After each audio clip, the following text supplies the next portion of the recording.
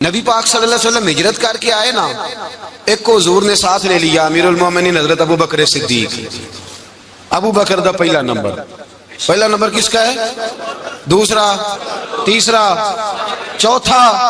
یہ سبق بچوں کو یاد کرائیں۔ اب ہمارے لوگ مسئلے بھی قوالوں سے پوچھنے لگ گئے، فتویٰ بھی قوال کا چلتا ہے، اللہ ہی خیر کرے۔ حضرت ابو بکر صدیق کو حضور نے ساتھ لے لیا ہجرت کی رات، اور مولا علی شیر خدا کو بستر پہ سلایا۔ رستے میں بھی بڑا خطرہ تھا، پر بستر پہ اس سے زیادہ خطرہ تھا، اس لیے کہ جب چادر میں لپٹا ہوا کوئی شخص ہے تو کسی کو کیا پتا کون ہے، اگر آ کے وہ پردہ نہ ہٹاتے ایسے ہی قتل کر دیتے تو کیا پرسان حال ہوتا، کچھ بھی نہ ہوتا۔ امام راضی کہتے ہیں رب کریم نے فرمایا جبرائیل میکائیل تم دونوں کہتے تھے ہم بھی بھائی بھائی بن گئے ہیں، بتاؤ تم میں سے کوئی ایک دوسرے پہ جان قربان کرے گا جان؟ فرشتے خاموش ہو گئے تو رب نے فرمایا اب نیچے ذرا جلوے تو دیکھو، علی میرے رسول پہ جان قربان کر رہا ہے، جاؤ دیکھو نا جا کے جلوے، تم تو بھائی بھائی بنے تھے۔ تو فرشتے عرض کرنے لگے مولا ہماری ڈیوٹی کیا ہے؟ فرمایا اب تمہاری ڈیوٹی یہ ہے کہ تم جاؤ زمین پہ، دو تلواریں لے لو اور علی کی چارپائی کے اوپر کھڑے ہو جاؤ، اس نے میرے مصطفیٰ پہ جان قربان کی ہے، اس کی جان کی حفاظت کرو۔ وہاں کھڑے ہو جاؤ۔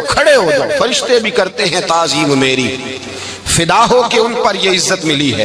حضرت شیر خدا مولا علی ہر میدان میں اول، ہر جنگ میں پہل، السابقون السابقون اولئک المقربون۔ اللہ فرماتا ہے سبقت لینے والے سبقت لے گئے، آگے گزرنے والے آگے گزر گئے، اور یہی لوگ ہیں جنہیں رب کا قرب نصیب ہوا۔ حضرت علی نے مکان نہیں بنایا، ساری زندگی مکان نہیں بنایا، کوئی کاروبار نہیں کیا ساری عمر۔ اب اس پہلو پہ بھی ذرا غور کریں، حضرت علی رضی اللہ تعالیٰ انہوں نے کوئی بینک بیلنس نہیں بنایا۔ صحابہ کرام علیہم رضوان فرماتے ہیں بڑے بڑے رشتے آئے سیدہ فاطمہ کے لیے، بڑے بڑے امیر کبیر لوگوں، حضور نے فرمایا میں رب کے فیصلے کا انتظار کر رہا ہوں۔ ایک دن تینوں یار ان لوگوں کا خلوص دیکھے مولا علی کے ساتھ، حضرت ابو بکر، حضرت عمر، حضرت عثمان۔ حضرت علی ایک یہودی کے باغ میں مزدوری کر رہے تھے تو وہاں گئے اور جا کے کہا علی تو حضور سے سیدہ فاطمہ کا رشتہ کیوں نہیں طلب کرتا؟ تو حضرت علی کہنے لگے بھائیوں نہ مکان ہے نہ گھر ہے نہ کچھ ہے، رشتہ کیسے مانگ لوں؟ کہا تو جا تو صحیح، ہمیں تو لگتا ہے رسول پاک تیرا انتظار کر رہے ہیں۔ مولا علی شیر خدا کہتے ہیں میں گیا اور جب میں حضور کی بارگاہ میں گیا تو انہوں نے مجھے یار تھے نا تیار کر کے بھیجا، مجھے لفظ بھی سکھائے کیا کہنے ہیں، لیکن جب میں وہاں پہنچا نا تو میرے اندر طاقت ہی ختم ہو گئی بولنے کی۔ سلام لے کے تو حضور کے پاس بیٹھ گیا، حضور نے فرمایا علی کیسے آئے ہو؟ تو میں خاموش، پھر پوچھا کیسے آئے ہو؟ میں خاموش، پھر پوچھا کیسے آئے ہو؟ میں خاموش۔ کہتے دلوں کا حال جاننے والے رسول نے فرمایا علی فاطمہ کے لیے آئے ہو؟ فاطمہ کے لیے آئے ہو؟ تو حضرت علی کہتے ہیں میرا جواب بڑا نرالا ہے، میں نے کہا حضور وہ تینوں میرے پاس باغ میں گئے تھے، وہ تینوں گئے تھے، مجھے انہوں نے بھیجا ہے۔ کہتے ہیں رسول پاک مسکرا دیے، فرمایا علی انہوں نے نہیں تجھے بھیجا، رب کریم نے فاطمہ کا تیرے ساتھ نکاح کر دیا ہے، تیرے لیے فیصلہ ہو گیا ہے، فاطمہ کا تیرے حق میں فیصلہ ہو گیا۔ حضرت علی سیدہ فاطمہ کو بیاہ کے لے گئے تو حضرت زید بن حارثہ کے مکان میں، کوئی مکان نہیں۔ او بھائی تو دولت دیکھ کے بیٹی کی شادی کرتا ہے، سرمایہ دیکھ کے پھر دعا کراتا ہے، دعا کریں اللہ میرے داماد کو ہدایت دے دے۔ میرے رسول نے بیٹی کی شادی کی تقوی دیکھ کے، پرہیزگاری دیکھ کے، دینداری دیکھ کے، اس شخص کو بیٹی دی جو السابقون سابقون کے درجے میں شامل، جو ان الذین آمنوا وعملوا الصالحات اولئک هم خیر البریہ کے درجے میں شامل، ان کو اپنی بیٹی دی۔ حضرت علی شیر خدا رضی اللہ تعالیٰ عنہ فرماتے ہیں کہ سیدہ فاطمہ الزہرا کو میں بیاہ کے لایا، سارے گھر کے کام حضرت فاطمہ نے کیے، میں مزدوری کرتا 2 گھنٹہ یا 1.5 گھنٹہ، زور سے عصر کے درمیان کام کرتے، 2 کلو کھجوریں ملی تو مولا علی نے اٹھا کے اپنی کمر پہ رکھی، باغ کا مالک کہنے لگا علی تھوڑا کام اور کر لو، فرمایا 2 کلو ہو گئیاں بڑی ہیں، 1 کلو میرے بچے کھائیں گے، 1 کلو مدینے کے غریب بچے کھائیں گے۔ تو کہا علی کل کیا کرو گے؟ فرمایا کل جو رب زندگی دے گا وہ روزی بھی دے گا۔ تو بندہ مشورہ دینے لگا، مشورہ بھی ہوتا ہے نا قریب سے، مشوروں والے بھی بڑی خرابی کرتے ہیں اللہ ماشاءاللہ۔ کہا علی جائز پیسے تو اکٹھے کر لینے چاہیے، کیا حرج ہے؟ جائز کٹھے کر لیں. تو شیر خدا نے ایک جملہ کہا پر شیروں جیسا کہہ دیا. حضرت علی فرمانے لگے مال حرام ہو تو عذاب ہوتا ہے، حلال ہو تو حساب ہوتا ہے. لہذا نہ میں عذاب والا کام کرتا ہوں نہ حساب والا کام کرتا ہوں، میں کٹھے ہی نہیں کرتا. نہ بندہ حساب کے چکر میں پڑے نہ عذاب کے چکر میں پڑے، میں اس رستے جاتا ہی نہیں. مولا کائنات شیر خدا. اور بھائی حضرت سیدنا ابو ہریرہ رضی اللہ تعالیٰ عنہ فرماتے ہیں میں جب اس بات کو یاد کرتا ہوں تو آج بھی رو پڑتا ہوں. کون سی بات؟ فرمانے لگے میں کوفے کے بازار سے گزر رہا تھا تو مولا علی شیر خدا کوفے کے چوک میں کھڑے تھے اور ہاتھ میں زرہ پکڑی ہوئی تھی، وہ والی زرہ جو بدر میں بھی ان کے پاس تھی، وہ والی زرہ جو احد، حنین، خندق اور خیبر میں بھی ان کے پاس تھی. زرہ پکڑی حضرت علی نے اور شیر خدا کہہ رہے ہیں بھائیو میری زرہ خرید لو. میری زرہ، امیر المومنین ہے اس وقت، امیر وقت ہے، بادشاہ ہے کوفے کے بازار میں. او بھائی میری زرہ خرید لو. یہ بڑی نسبت والی ہے، بدر، احد، حنین میں میرے ساتھ رہی. اور شیر خدا فرماتے کیا ہیں؟ فرماتے ہیں جب علی نے یہ لفظ کہے تو میری چیخیں نکل گئی. حضرت علی فرمانے لگے اگر میرے پاس نیا تامد خریدنے کے پیسے ہوتے تو میں اسے کبھی نہ بیچتا. نیا تامد خریدنے کے پیسے ہوتے تو میں کبھی نہ بیچتا. حضرت علی رضی اللہ تعالیٰ عنہ نے وہ زندگی گزاری، با پردہ، پرہیزگاری، درویشی، سادگی، ساری زندگی کسی کا شکوہ نہیں کیا مولا علی. مولا علی شیر خدا فرماتے ہیں، امام سخاوی نے القول البدی میں لکھا ہے، فرماتے ہیں کہ حضرت عمر کا زمانہ مبارکہ تھا، میرا بڑا ہی دل کر رہا تھا سرکار کی زیارت کر. حضور کے وصال کو کافی سال بیت گئے، دل بڑا پریشان تھا. میں درود شریف پڑھتا پڑھتا سو گیا. میں نے خواب دیکھی کہ اللہ کے محبوب فجر کی جماعت کرا رہے ہیں.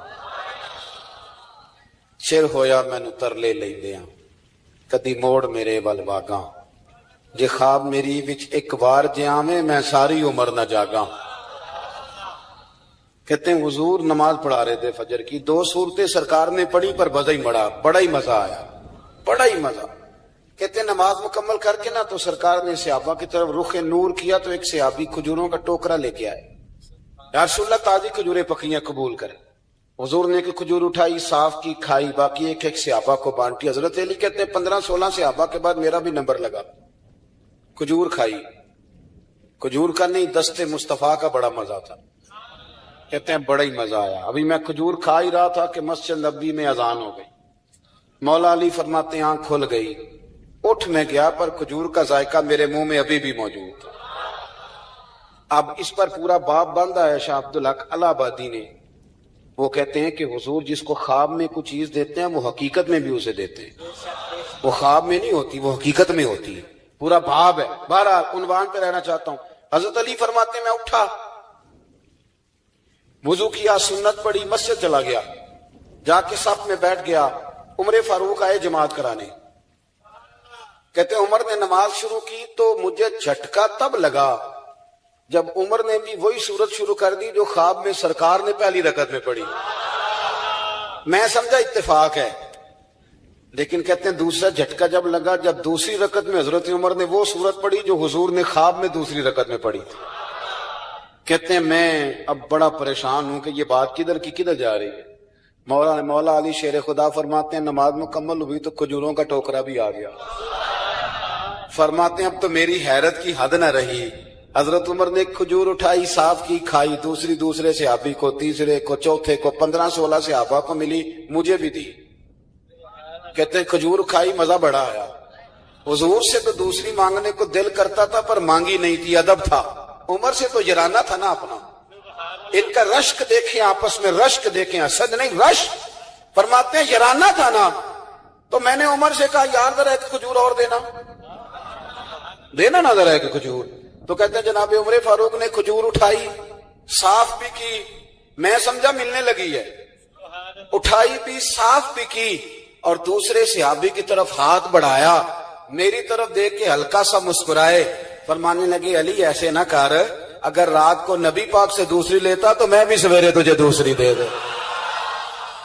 حضور سے دوسری لی نہیں، نبی پاک سے دوسری مانگی نہیں تو میں کیسے دے دوں. خواب میری وچ آیا سی ماہی تو میں او دے گل وچ پا لیاں باواں، डर दी मारी अख भी ना खोला, डर दी मारी, मैं डर दी मारी अख, क्योंकि आई ये रात विशाल दिवाली, रब्बा ये रात मुक्कन ना देवी, ये रात मुक्कन ना देवी।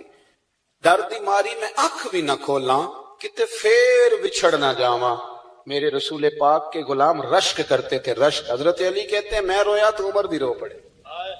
कहने लगे अली जो रात तुझे नवाज के गए वो मेरे ऊपर भी करम फरमा के गए। रश्क करें जिन खुदारा, छोड़ दें असद करना। हजरत उमर जब नारा लगाते ना तो कैसर किसरा कांपते। सफीर आते रूम के मिलने के लिए तो कहते जाओ उमर नफल पढ़ रहे हैं, टाइम कोई नहीं।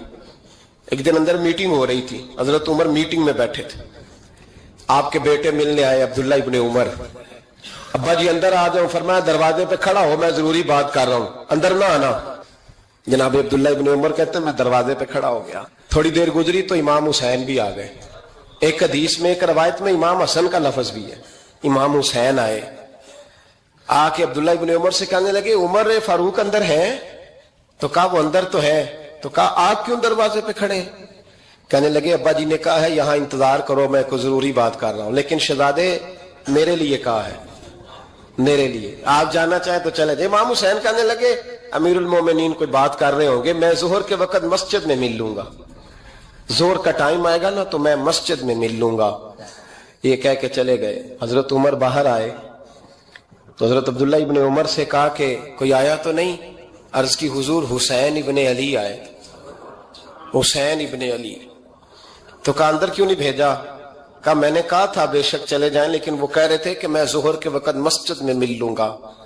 तो सैयदना उमर फारूक फरमाने लगे अब्दुल्ला तुझे तेरी मां रोए, हुसैन को क्यों वापस भेजा?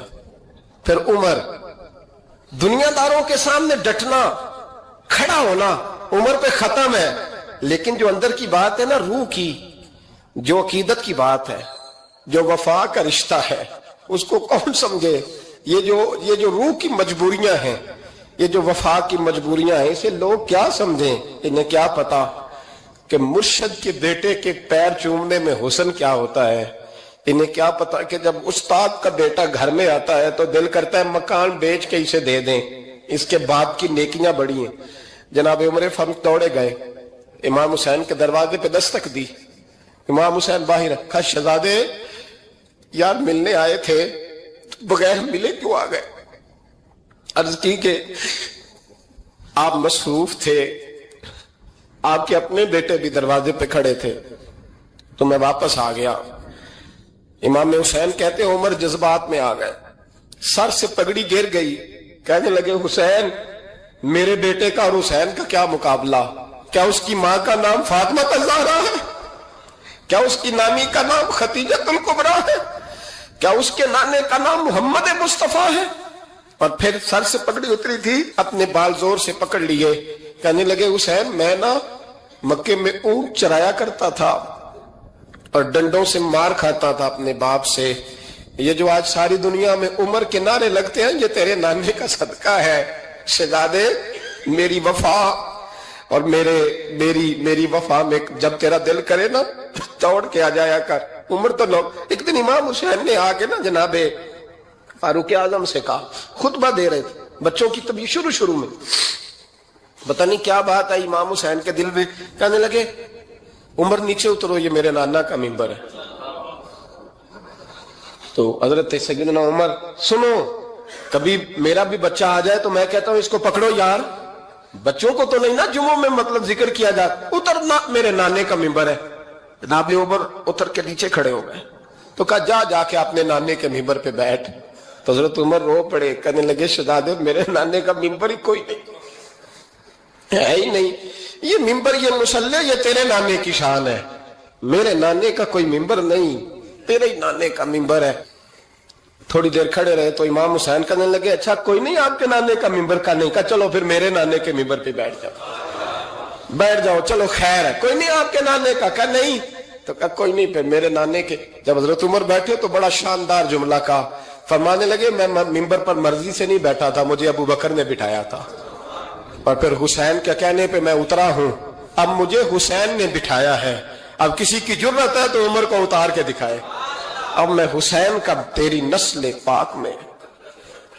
یار کتنی بے شرمی کی بات ہے, لوگ امام حسین کو باغی کہیں.